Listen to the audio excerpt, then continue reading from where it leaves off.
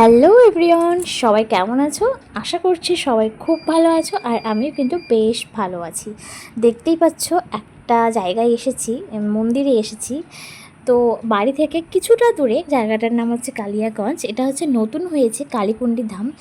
ভীষণ সুন্দর একটি জায়গা। আর এখানে দেখো আমাকে হচ্ছে তিলক পরিয়ে দিল, আর আমার সাথে কিন্তু গুনগুনও তিলক পরেছে। আর গুনগুন কিন্তু এটা প্রথম তিলক পরলো। কত সুন্দর লাগছিল ওকে দেখতে, খুব কিউট লাগছিল।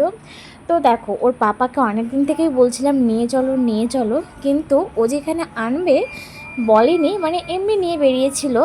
আর ঘুরতে ঘুরতে দেখো এখানে নিয়ে চলে এসছে। আর আমাদের সাথে এসেছে ওর পাপার বন্ধুর ওয়াইফ, তার মেয়ে। তো তার ওয়াইফ কিন্তু আমার এখন ফ্রেন্ড হয়ে গেছে, খুব ভালো একজন কাছের মানুষ হয়ে গেছে। আর তাদের মেয়ে আর আমার মেয়েও কিন্তু দুই বান্ধবী হয়ে গেছে। তো যাই হোক, দেখো সবাই মিলে চলে এসেছে ঘুরতে। আর এই যে গুনগুন আর পুচকিকে দেখো, ওরা হচ্ছে পাখিটাকে দেখতে পেয়ে পাখির সাথেই খেলতে ব্যস্ত। আর পাখিটা না, ও কিন্তু বুঝতে পারছিলাম না পাখিটা উড়ছিল না। এত যে লোক ওর কাছে আসছে, হাঁটাচলা করছে, ও কিন্তু উঠছে না। ও এভাবেই কিন্তু হেঁটে হেঁটে ঘুরে বেড়াচ্ছে।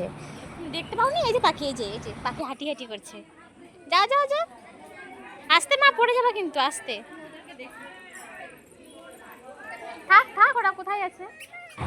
তো ওইদিকে কিন্তু মন্দির থেকে বেরিয়ে আমরা এখন চারিদিকটা একটু ঘুরে ঘুরে দেখছিলাম। আর এদিকে এত কুকুর দেখতে পেয়ে গুনগুন তো ডক ডক করে মাথা খারাপ করে দিল।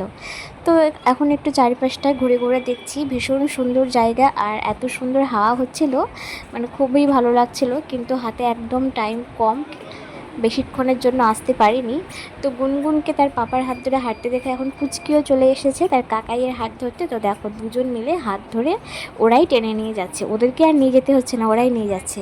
আর এইদিকে দেখো, এইদিকে যেহেতু জল দেখেছে, আর বাচ্চারা তো জল দেখলে ব্যাস হয়ে গেল, তো এখানেই ওরা টেনে টেনে নিয়ে আসছে।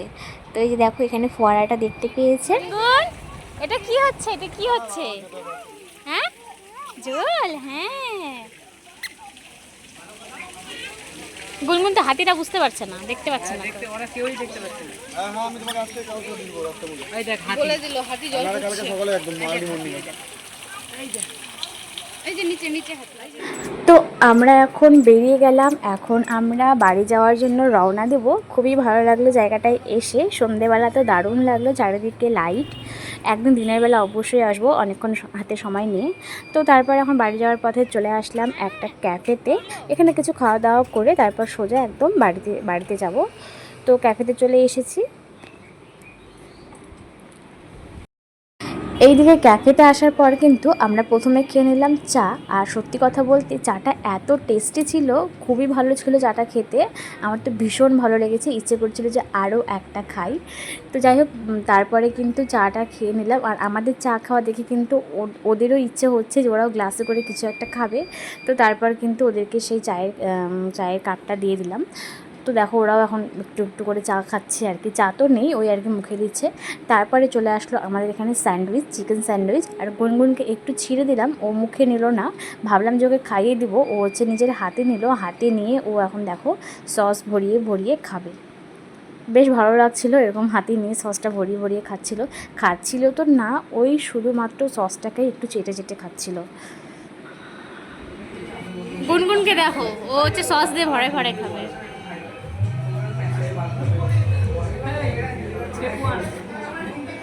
খাচ্ছে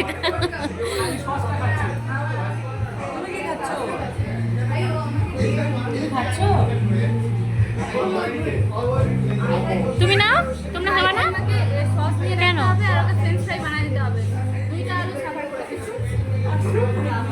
আর আমাদের টেনে যদি দাও যতটা সস দিবা ও আউট। সসটাও খাবে, সাথে সাথে খেয়ে নেবে। ওটা খাবে না। আমাদের টাকা কেমন? পাশে ঢোকাচ্ছে ওটাই এই হাত দেয় না ছি বাবা, এটা শুদ্ধ ভালো বলে দেয়। এই যে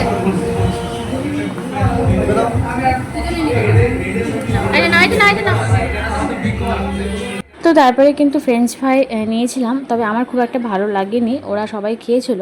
তো যাই হোক, তারপরে খাওয়া দাওয়া কমপ্লিট করে আমরা এখন বাড়িতে চলে যাব। আর বাড়িটা দেখো অনেকটাই রাত্রি হয়ে গেছে, আর গুনগুনের ঘুম পেয়ে গিয়েছিলো, বাইকে আনতে আনতে কিন্তু ঘুমিয়ে পড়েছিল। বাইকে না ঘুমিয়ে পড়লে খুব অসুবিধা হয় আনতে।